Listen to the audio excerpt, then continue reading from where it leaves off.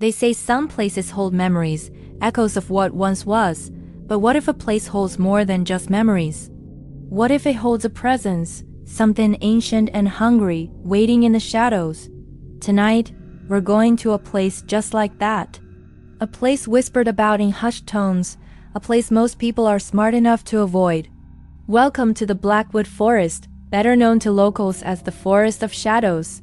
For centuries, tales have been spun about this sprawling, lightless woodland.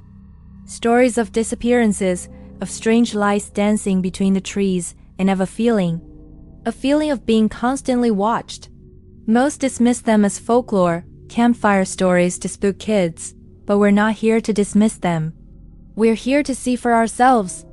Our team, me, David, Chloe, and Ben, we've explored haunted locations before, but this feels different. The air itself seems heavier the moment you step under the canopy.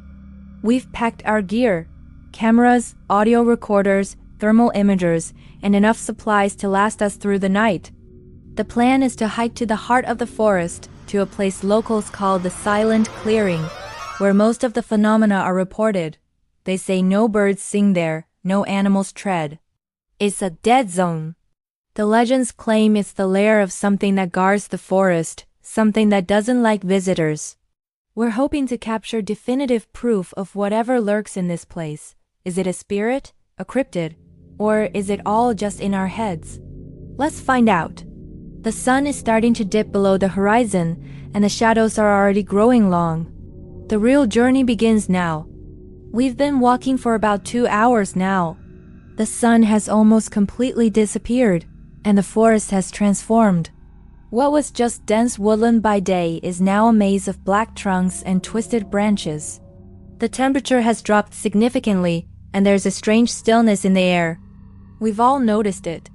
The usual sounds of the forest, insects, rustling leaves, distant animal calls, they've all gone quiet. It's like the entire forest is holding its breath. About 20 minutes ago, David, who was at the back of our group, said he saw something moving just at the edge of his vision. A tall, dark shape darting between the trees. We stopped, scanned the area with our flashlights, but there was nothing. No footprints, no broken twigs. It was just gone. Chloe's been monitoring the audio equipment, and she's picking up some really strange frequencies. Not man-made interference, but these low pulsing hums that come and go. It's unsettling. We've also found some odd markings on the trees. They're not from any animal I recognize. They look like long, deep scratches, almost like claws, but they're arranged in strange, almost geometric patterns. We're pushing on towards the Silent Clearing. The atmosphere is getting thicker, more oppressive with every step. Everyone's on edge. You can't help but feel like you're intruding, like we've crossed a boundary we weren't meant to cross. The feeling of being watched is no longer just a feeling. It's a certainty. Whatever is here, it knows we're here. And is following us. Okay, something just happened. We were setting up our base camp just outside the clearing, and the equipment started going haywire. The EMF meters are spiking erratically all over the place, and our main camera battery, which was fully charged, just drained to zero in a matter of seconds, and the sound. It started as a whisper carried on the wind. At first, you couldn't make it out, but then it got clearer. It sounds like it's saying a name, my name. Ben swears he heard it too, clear as day. We're trying to stay calm, trying to rationalize it. Wind can play tricks, faulty equipment, stress. But this feels different. This feels intentional. We decided to do a thermal scan of the perimeter. And that's when we saw it. Standing about 50 yards away right at the tree line. A figure. It was tall, unnaturally thin, and it was just watching us. It didn't show up on the regular camera, only on the thermal. It was colder than its surroundings, a black void against the slightly warmer backdrop of the trees. We shouted at it, shone our brightest flashlights in its direction, and it didn't move. It just stood there, motionless. Then, as quickly as it appeared, it faded. It didn't walk away, it just dissolved into the darkness. My heart is pounding. This is no legend. There is something here with us, and it's not friendly. The night is far from over, and I have a terrible feeling that it's just getting started. The last hour has been chaos. The entity, whatever it is, has become aggressive. It's no longer content with just watching from a distance. It's toying with us. It started with rocks being thrown at our tent from the darkness.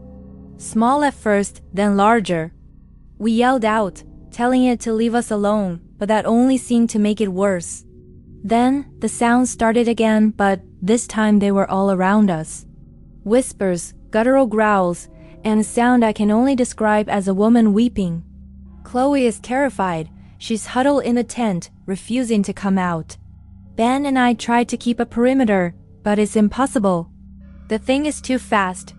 You see a flicker of movement in one direction, and then you hear a branch snap right behind you. It's trying to separate us. A few minutes ago, David's flashlight suddenly went out, and in that split second of darkness, we heard him yell. When we got our lights back on him, he had just deep scratches on his arm, 3 parallel marks, just like the ones we saw on the trees. He swears nothing touched him. He just felt a sudden searing pain. We're not investigators anymore. We're just trying to survive. The rational explanations are gone. This is real, this is happening, and this thing wants to hurt us. It feels like it's feeding off our fear, growing stronger with every scream, every moment of panic. The air is crackling with energy, and a silent clearing just ahead feels like the jaws of some great beast. We have to make a decision. Do we push forward, or do we try to make a run for it? We have to get out of here. This was a mistake. A terrible, terrible mistake. After David was attacked, the activity escalated to a level I've never experienced. The tent was violently shaken, as if by giant hands. Our equipment was thrown around, our spare batteries scattered into the darkness. We grabbed what we could and made a run for it. We're not trying to get back the way we came. We're just running, trying to put as much distance as possible between us and that clearing. The forest itself seems to be working against us. Paths that were clear before are now blocked by fallen trees. The sounds are chasing us. The whispers have turned into mocking laughter that echoes from every direction.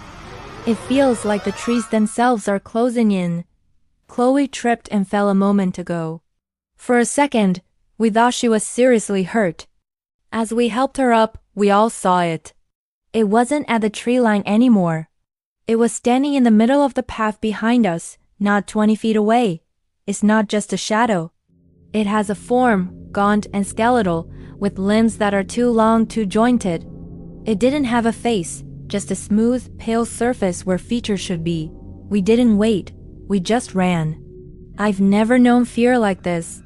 It's a cold, primal terror that grips your soul. I'm recording this on my phone as we move.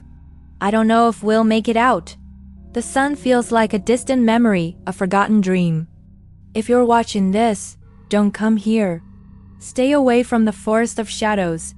It's not a story, it's a tomb. We made it.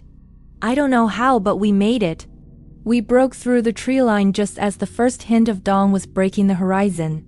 We didn't stop running until we hit the main road, collapsing on the asphalt, gasping for air. We looked back and the forest was just a forest again, silent, still, as if nothing had happened.